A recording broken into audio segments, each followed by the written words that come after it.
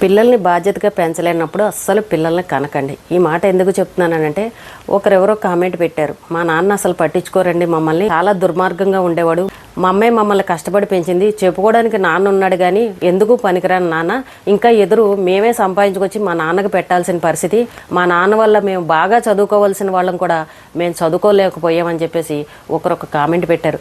అది విన్నాక చాలా బాధగా అనిపించింది. మన సొసైటీలో ఇలాంటి తండ్రులు చాలామంది ఉన్నారు కదా. పిల్లల్ని కనేయడం, ఆ బాధ్యతలన్నీ భార్యల మీద వేసేయడం, వాళ్ళేమో ఇష్టం వచ్చినట్టు చెడు వ్యసనాలకి బానిస అవ్వడం, కుటుంబాన్ని పట్టించుకోకపోవడం, ఆ పిల్లలు ఏంటో చెప్పుకోవడానికి నాన్న ఉన్నా సరే వాళ్ళకి ఏమీ కూడా నాన్న ప్రేమగా ఏ రోజు ఏది కొనుక్కు రాకపోవడం, దగ్గరికి తీసుకుని ప్రేమగా మాట్లాడకపోవడం, వాళ్ళకి సరైన చదువులు చదివించకపోవడం, ఇలాంటి నాన్న ఉంటే ఏంటి లేకపోతే ఏంటి. కొంతమంది ఏమో అయ్యో మాకు ఒక్క నలుసైనా పుడితే బాగుండు, పిల్లలు మేము ఎంతో ప్రేమగా చూసుకుంటామని ఎంతోమంది దంపతులు ఎదురు చూసేవాళ్ళు ఉన్నారు. కానీ ఇద్దరేసి ముగ్గురేసి పిల్లలు కానీ బాధ్యత లేకుండా అలా వదిలేసి ఇష్టం వచ్చినట్టు చెడు వ్యసనాలకు బానిస అయిపోయి కుటుంబాన్ని గాలికి వదిలేసి ఇలా ప్రవర్తించే తండ్రులు కూడా ఉన్నారు. ఒక కుటుంబంలో ఇద్దరు భార్యాభర్తలు ఉన్నారు, వాళ్ళకి ముగ్గురు పిల్లలు, ఇద్దరు కొడుకులు, ఒక కూతురు పెద్దమ్మాయి. ఆ భర్త మొదటి నుంచి కూడా తాగుడే. మరి ఆ తాగుడు వ్యసనాలు ఉన్నప్పుడు ముగ్గురు పిల్లల్ని ఎందుకు కనడం చెప్పండి. ఆ తల్లి అయినా కొంచెం ఆలోచించి ఉంటే బాగుండేది కదా.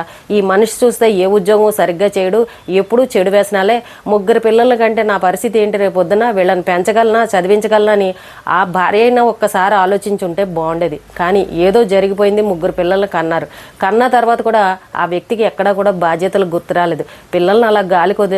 ఆ తల్లేమో 4 ఇళ్లలో పనులు చేసుకుని ఏదో పొట్ట గడవడం కోసం తీసుకొచ్చి కుటుంబాన్ని సాగిస్తూ ఉండేది. ముగ్గురు పిల్లల్ని అలా ఏదో చిన్న గవర్నమెంట్ స్కూల్లోకి పంపిస్తూ ఉండేది. అయితే ఆడపిల్ల పెద్దది అవ్వడం, మెచ్యూర్ అవ్వడం, ఇంకా పిల్లని ఎక్కడికి బయటికి పంపించలేక చదివించలేక అలా ఇంట్లోనే పెట్టుకుంది.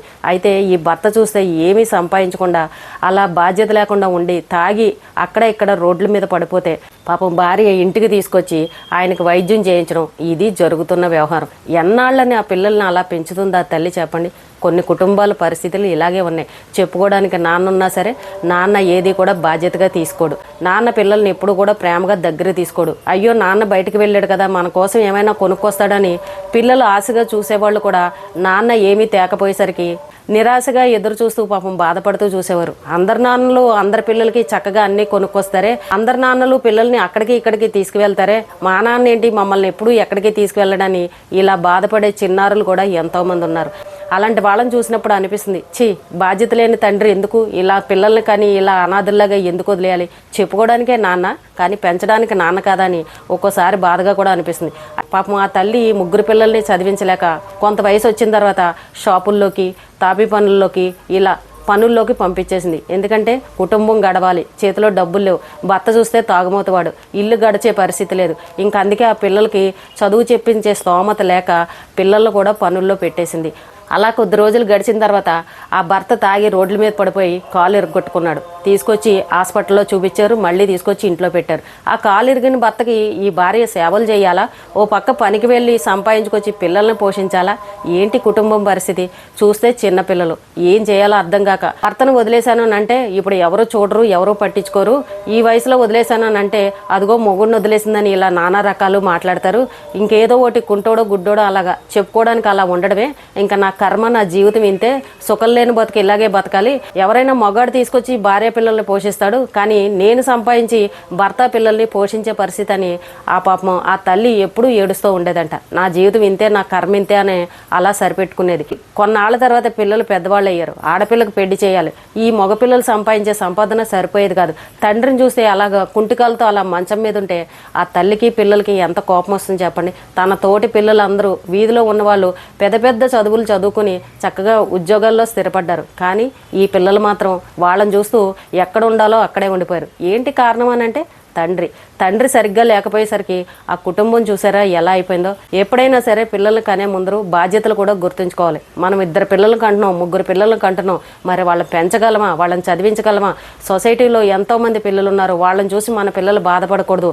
వాళ్ళకి మనకున్న దాంట్లోనే మంచి చదువు ఇప్పించాలి, ఉద్యోగాలు ఇప్పించాలి, వాళ్ళ కాళ్ళ మీద వాళ్ళు బతికేలాగా చేయాలని ఆ తండ్రి బాధ్యతగా అనుకోవాలి. పిల్లలు పెద్దవాళ్ళు అయ్యేంతవరకు కూడా బాధ్యతగా చూడకపోతే ఇంకా తండ్రి ఎందుకు చెప్పండి. ఈ రోజుల్లో ఆడపిల్లలు కూడా బాగా చదివిస్తుంటే మగపిల్లలు కూడా ఏ చదువు లేకుండా ఆ తండ్రి పెంచాడు అని అంటే ఇంకా ఆ తండ్రి ఉంటే ఏంటి లేకపోతే ఏంటి చెప్పుకోవడానికే నాన్న, కానీ బాధ్యతలు మాత్రం పట్టించుకోడు. ఇలాంటి కుటుంబాలు మన సొసైటీలో చాలా ఉన్నాయి. చాలా మంది ఆడవాళ్ళు గుట్టుగా సంసారాలు చేసుకుంటూ నలుగురికి తెలిసిందంటే పరుగు పోతుంది, మొగుడిని వదిలేసిందని అంటారు. ఇలా హీనంగా చూస్తారని పిల్లలకి తండ్రి లేకుండా అయిపోతాడని తండ్రి ఎన్ని బాధలు పెట్టినా సరే అలాగే భరిస్తూ కుటుంబాలని లాక్కొచ్చే వాళ్ళు కూడా మన సొసైటీలో ఉన్నారు. ఇప్పుడు ఆ తండ్రికి అనారోగ్యం వచ్చింది, పిల్లలు పెద్దవాళ్ళు అయిన తర్వాత ఏమని ప్రశ్నిస్తారా తండ్రిని? నువ్వే మా జీవితాలను నాశనం చేసావు, మాకు చదువు సంజలు లేవు, మా తోటి వాళ్ళందరూ చూడు పిల్లలందరూ చక్కగా చదువుకున్నారు, ఎక్కడో చోట కూలో నాలో చేసుకొచ్చి గవర్నమెంట్ స్కూల్లో అయినా సరే పిల్లల్ని చదివించే వాళ్ళు ఉన్నారు, కానీ మా బతుకులేంటి? నిన్ను పోషించడం కోసం మేము చిన్న వయసులోనే షాపుల్లోనూ తాపీ మేస్త్రులుగా వెళ్ళి సంపాదించుకొచ్చి నీ వైద్యానికే పెట్టాల్సిన పరిస్థితి వచ్చింది, నువ్వు ఒక నాన్నవేనా అని ఆ కొడుకుల తండ్రిని ప్రశ్నిస్తే పరిస్థితి ఏంటి చెప్పండి? ఓ పక్కన ఆడపిల్ల పెళ్లి చెయ్యాలి, డబ్బులు కావాలి, తండ్రి వైద్యం చేయించాలి, ఇంట్లో కుటుంబం గడవాలి, ఏంటి పరిస్థితి? అలాంటి వాళ్ళని చూసినప్పుడు అనిపిస్తుంది పిల్లల విలువేంటో వాళ్ళకి తెలీదు. పాపం ఎంతోమంది పిల్లలు లేక బాధపడే వాళ్ళు ఉంటే వీళ్ళకి పిల్లల్ని ఎలా పెంచుకోవాలో కూడా అర్థం కాలేదని అప్పుడు అనిపిస్తుంది. కానీ అంతా అయిపోయిన తర్వాత జరగాల్సిన నష్టం జరిగిపోయిన తర్వాత అప్పుడు బాధపడి ఏం ప్రయోజనం ఉంటుంది చెప్పండి? కొడుకులు పెద్దవాళ్ళు అయిన తర్వాత అప్పుడు ఆ తండ్రికి జ్ఞానోదయం అయింది. అయ్యో నేను అనవసరంగా తాగానే, అనవసరంగా కాలు ఎరగొట్టుకున్నానే, ఈవేళ నా కొడుకులు ఈ రకంగా మాట్లాడుతున్నారని అంటే నా పరిస్థితి ఏంటి? వాళ్ళ ముందు నేను మొహం చూపించాలన్నా నాకు సిగ్గుగా ఉందని ఆ తండ్రి అప్పుడు సిగ్గుపడ్డాడంట. కానీ ఏం చేస్తుంది ఆ తల్లి? ఆ వయసులో కాలు ఎరగొట్టుకున్న భర్తను వదిలేయలేదు కదా, ఇటు పిల్లల మాట కాదని ఏమీ చేయలేదు కదా. అలాగే చెప్పుకోవడానికి మెళ్ళ మంగళసూత్రం ఉండడం కోసం ఆ భర్తను అలా భరిస్తూ మంచంలో ఉన్న ఆ భర్తకి సేవలు చేసుకుంటూ జీవితాన్ని గడుపుతుంది. ఇంత నరకాన్ని అనుభవించే ఆడవాళ్ళు కూడా మన సొసైటీలో ఉన్నారు. కానీ ఎప్పుడు కూడా ఎవరు బయటకు వచ్చి చెప్పుకోరు. కానీ ఇక్కడ నష్టపోయింది ఎవరు అనంటే ఆ పిల్లల భవిష్యత్తు. అదే కనుక ఆ తండ్రి సక్రమంగా ఉండి ఆ పిల్లల బాధ్యతలు కనుక పట్టించుకుని పిల్లల్ని కాస్త చదివించి ఉండుంటే ఈ రోజున ఆ పిల్లలు ఎంత మంచి స్థాయిలో ఉండేవారు చెప్పండి. తండ్రి ఉన్నా సరే వాళ్ళ బతుకులు చదువులు లేక, నోట్ల అక్షరం ముక్క లేక, కనీసం 10th క్లాస్ కూడా లేక ఈ రోజున అలా కూలీనాలి చేసుకుంటూ బతుకుతున్నారని అంటే మంది తండ్రులు ఆలోచించాలి. పిల్లల్ని కనడంతోనే సరికాదు, వాళ్ళకి మంచి భవిష్యత్తుని మనం అందించగలమా లేదా అనేది కూడా బాగా ఆలోచించుకోవాలి.